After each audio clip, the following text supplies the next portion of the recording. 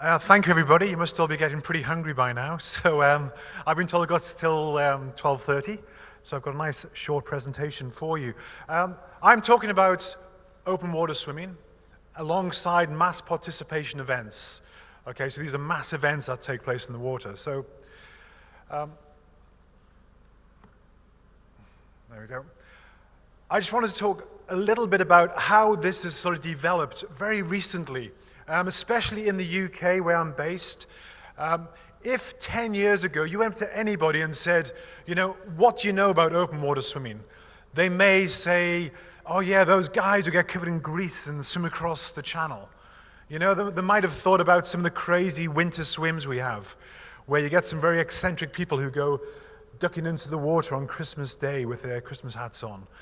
You know, and also in London you have a tradition of Lido's, open water swimming pools, which are open year-round. That's what most people would have thought of only 10 years ago. But something changed. In the UK, open water swimming is now the fastest growing sport. It is massive, and everyone wants to be part of it. But how did this happen? Going back, forward. Okay, there's some key factors which really influence people and made people starting to think about what open water swimming is. I'd say at the bottom there you've got a few books which you can see, and these books are about something called wild swimming. Now wild swimming is where people go for little adventure swims at the bottom of waterfalls, you know, they maybe go around the coastline. It's really about just being immersed in nature, and so wild swimming got a lot of coverage in the press, and that really sort of got people thinking about swimming outdoors. And then 2006 there was a very famous British comedian who for charity swam from England to France. Now most people thought that he couldn't swim, but he was a swimmer when he was younger. But that itself just got people thinking about that. Anybody can achieve great things in the water. They can look back at history, 1875 when Captain Webb first swam across the channel. So people started to look back and think, wow, you know, open water swimming is something that we can do and achieve. Especially now in the UK, the rivers, the lakes, they're all a lot cleaner than what they used to be. You know, post-industrial era, then, you know, places are safe to swim again. And then at the top you can see the Beijing. Now you got Kerry-Ann Payne, Cassie Patton from Team GB. Now most people, when I told them that the 10K race was happening at Beijing, I've got to be honest, a lot of my friends said, isn't that going to be a bit boring to watch? Well, what they watched was something amazing. If you can remember, we had Kerry-Ann Payne, Cassie Patton swimming side by side for about 9.5 kilometers. At the finish straight, you had Larissa Ronchenko from Russia passing them to come first. It was absolutely enthralling and really caught the British imagination. In the men's race, we had David Davies from GB, who led for most of the way, and again, just before the finish line, he was exhausted, and he had Martin van der Wielden from Holland came through and took first place. Again, people saw these events and thought, wow, open water swimming, that's pretty exciting. And at the same time, back in 2008, I was working for an event company, and we organized mass participation running events. Our biggest running event was the Great North Run, 50,000 people. All the events which I organized were all televised events, you know, cross countries, but I was the swimmer of the company. You know, I was the one who used to go swimming every morning before work. And I went to my boss at the time, Brendan Foster, ex-Olympic runner, and I said, look, Brendan, I would love to organize a swimming event because they're just so hard to enter. You know, back in 2008, you couldn't go online and enter an open water swimming event. They just didn't really exist in the UK. So I gave a pitch to him. I said, look, you know, let's have an event that's easy to enter. And then we came up with the Great North Swim concept. Now, when we came up with this idea, I said, right, when we promote this event, we are not going to promote it to swimmers. We're not going to promote it to master swimmers. We're not going to promote it to triathletes. I said, if the event's good enough, they'll come anyway. We aim this event at the general public, the people you see every morning going up and down in the swimming pool, just doing recreational swimming. That's who we aimed open water swimming at. If you can get the masses involved, the people who normally never take part in an event, if we could get them involved in swimming, then we're on to something. Well, at the Great North Swim, we now have 10,000 people do a mile swim over the weekends. The event is televised. We also invite elite athletes to come across and take part in the events. It was really based on the big events you see, you know, the New York marathons, the big marathon running events. That's what it was based on. If you come to the events, you get a great medal. There's great atmosphere. You know, there's music playing. There's lots of different groups of people starting. It's a really engaging event, which is open to everybody. Now, from that, the whole base of open water swimming has just had a groundswell of support in the UK.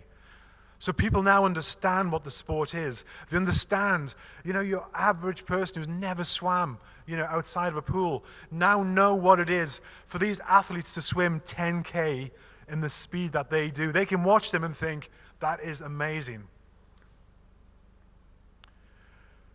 So the sport is developing. I was lucky enough to work on the marathon swimming event at London 2012. I was marathon swimming technical operations manager.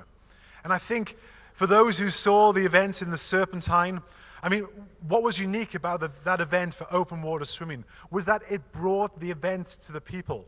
You know, the marathon swim event took part in the Serpentine, and the spectators could practically touch the swimmers as they passed them. The event didn't take part in a rowing course which was miles away from everybody, you know, with a few just diehards watching. The event was able to bring people to watch the swimmers.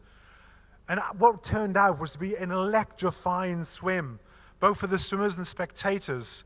You know, people just loved it. And I think that further developed with simple things. At the event, we had one of the ex-Olympic medalists, Cassie Patton. She was commentating from a boat, and she was given a rundown of what was going on during the race and the tactics.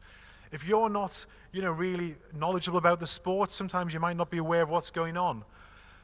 But that was something new. I mean, you can go to open water swimming events, the swim will start, and then you don't really know what's going on until the finish. But by having this interaction, by developing the sport with good PA, good communications, it just brought it to the next level. This was further brought along in Barcelona, which again, they brought the event to the city center. You know, this is a big stage for open water swimming now. We can bring an open water swimming event to the city, to the heart of capital cities, and people will watch in their thousands. Okay, they now know what the sport is.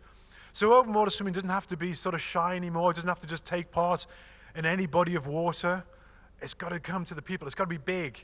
It's got to think big. And that's what the sport is doing now. Some events I went to last year and the year before, we have the Hong Kong Cross Harbour Swim. That's organized by the Hong Kong Amateur Swimming Association. Now, this is a mass participation event, open to anybody, as long as you can swim across the harbour, but it's open to anybody.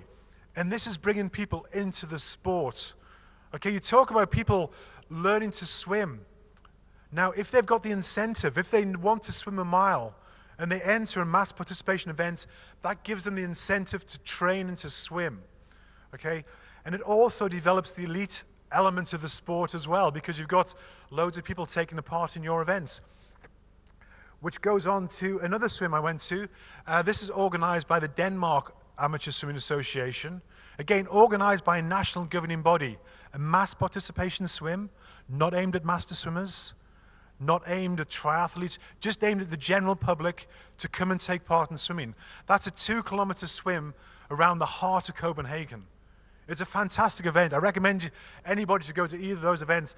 But again, this is just showing we have the elite elements of the sport, okay, and the elites are attracting the spectators.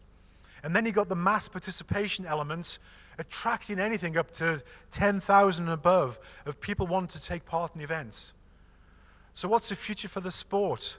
Well, for me, open water swimming is to bring these two elements together. It's bringing the elites and the mass participation events together. And with those together, it's unstoppable when you think about it. Now, how can that develop? You know, there's perhaps some events where they're not sure whether it's for them, but if you look at what's going on in other sports, this is a screen grab from the Ironman triathlon website. Now, as I'm sure you're aware, Ironman triathlons, they have events around the world. But what you can do is you can go to their website, you can click on any event around the world, and you can enter as a non-elite into that event. And then you'll be racing alongside the elite athletes, and it's all there, it's all easy to find. And by doing that, the whole sport can grow. And that is where Fina 10K Marathon Swimming World Cup can progress to where the information is easy to find, where you as a participant can take part alongside the elites. It's an exciting time for open water swimming. As I said, mass participation is the biggest growing sport in the UK. Now, that's my vision for where I can see it going. I mentioned that, it was mentioned earlier, I've got a company called Chill Swim, and this is an event which I put on. It's a 5.25 mile event. Now, 10 years ago, somebody said in the UK, we would have over 800 swimmers swimming down the length of a lake with wetsuits and non-wetsuits, age groups, elite swimmers, mass participation all together. I just wouldn't have believed it. And the development of this particular event is that every single person wears a swimmer's tow float or swim buoy. These are those floats which you attach around your waist. It floats behind you. What happens is you cannot swim underwater with that float.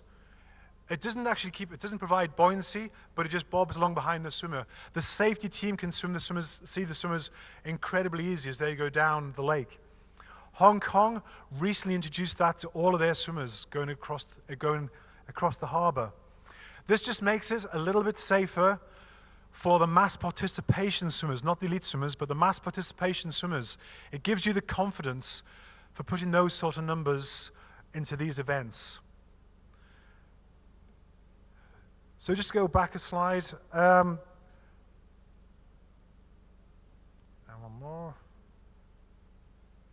So, open water swimming, as I said, it's an incredibly vibrant, it's an endurance sport, and people can relate to it. And I think the future is incredibly exciting for this sport. In some ways more than any other, because it's really developing so fast now. And I'm excited to be a part of it. Okay, thank you very much.